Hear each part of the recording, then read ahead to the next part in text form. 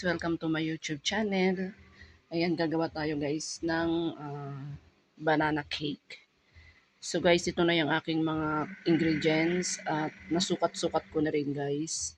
So mayroon tayong saba na latundan, egg, sugar, tapos meron tayong gatas, evaporated milk, vanilla, meron tayong sugar, meron tayong salt, cooking oil o mantika. Tapos ito yung all-purpose flour or pwede kayong gumamit ng harina. Tapos yung saging guys, ayan, dinurog ko na siya para tuloy-tuloy na yung paggawa natin. Then, optional guys, pwede kayong maglagay ng chocolate chips kung gusto nyo lang. So, ayan, mag-i-start na tayo. So, pagsama-samahin muna natin yung mga ating ingredients. Ayan, meron din pala akong baking powder. Tsaka, pwede din kayo maglagay ng baking soda. Pero, hindi ako naglalagay kasi parang hindi ko siya nagagamay-gamitin yung baking soda. Parang pumapait yung ginagawa ko. So, ang ginagawa ko, baking powder na lang. So, yan, start na tayo guys. Ayan. Start na tayo. Enjoy watching guys. Pwede gagamit tayo ng ano ba to? Tatlong medium na egg. Medium kasi itong gamit ko, kaya tatlo yung ilalagay ko. Pero pag large, kahit dalawa lang guys, pwede na.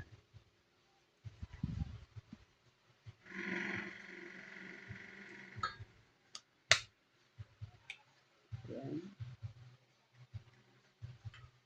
So, dudurugin lang natin.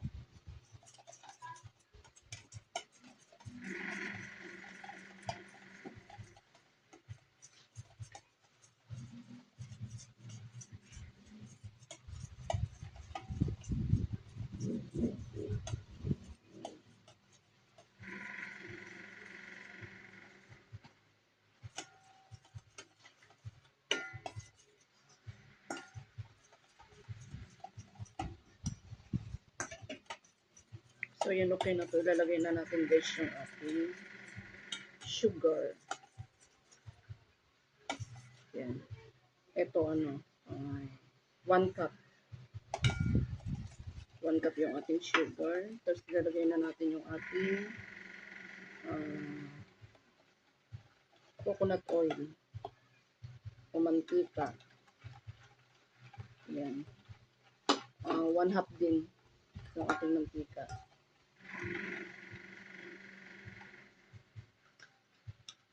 Then, after natin ilagay, lagay na natin yung ating gatas.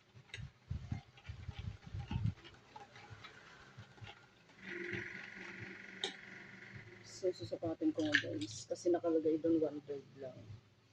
Pero mas masarap pag maraming gatas. So, lagyan na natin ito lahat.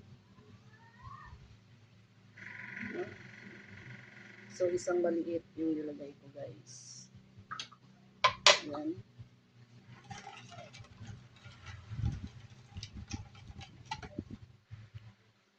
Pangontra sa tamis. Then, maglalagay na tayo ng vanilla. 1/2. Okay.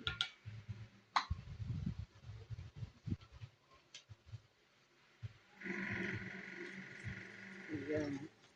Tapos, ilalagay na natin guys yung ating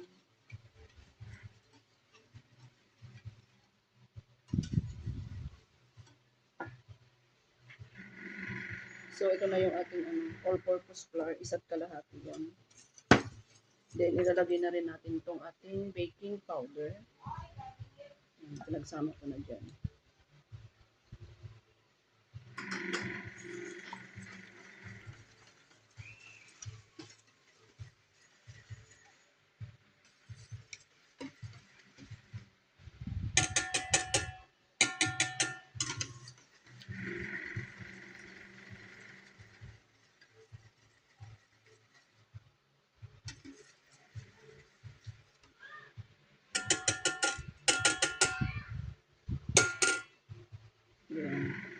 Lalagay na natin to guys.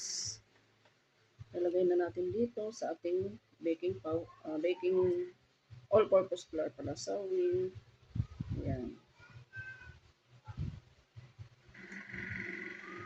Dahan-dahan na natin ilagay dito. Oops.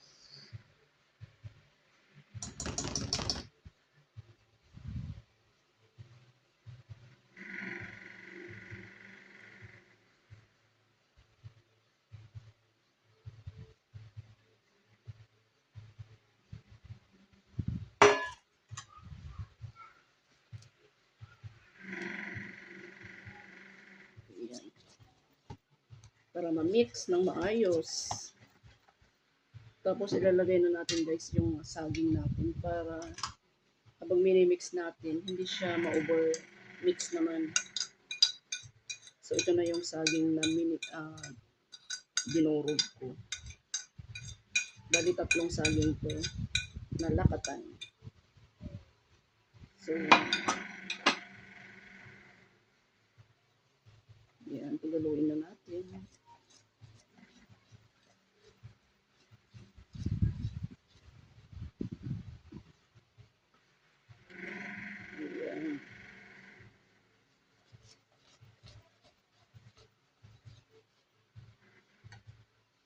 Yung saging ko, hindi ko siya ganun dinurog para may pag kinagat natin, mararamdaman pa rin natin guys yung pangalan nun, yung saging.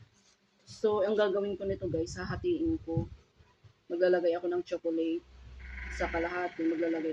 Tapos yung iba naman wala. Para maano natin kung anong pinagkaiba. Yan, lalagyan natin ng chocolate.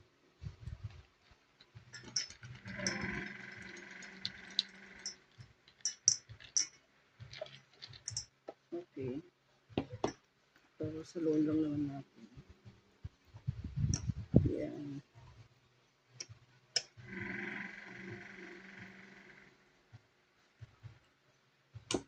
So yan, nilalagay na natin sa mold. At i-steam natin ng 15 minutes.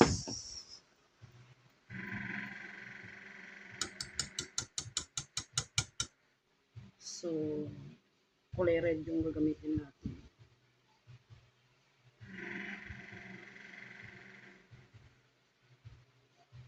So, wala ko yung hindi ko alam tawag nun, yung lagay ng talaga. Lagayan ng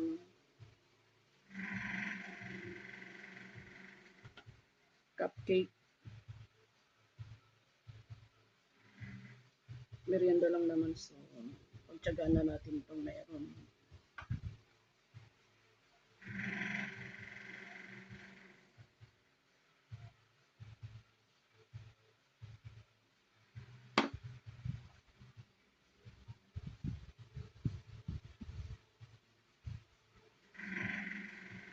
So, nagpapainit na rin ako guys ng steamer.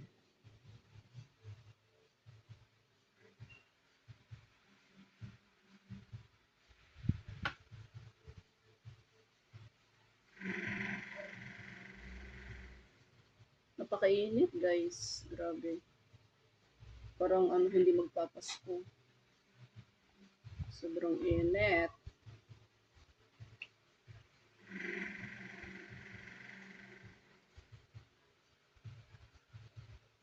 So, masyadong puno kasi baka mamaya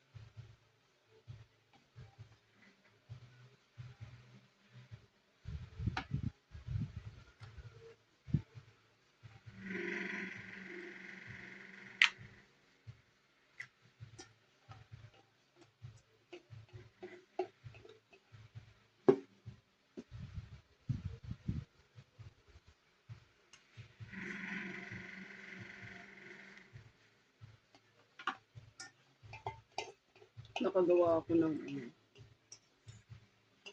ilan po to? 4, 6, 8, 10, 12.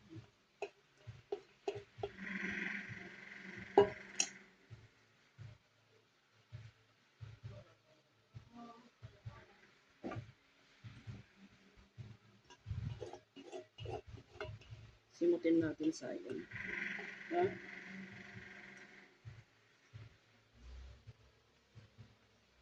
Ayan.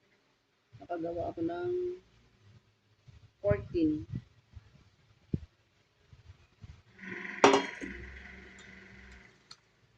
So, dito naman tayo sa plain. Sa blue naman tayo maglalagay. Yan. Okay.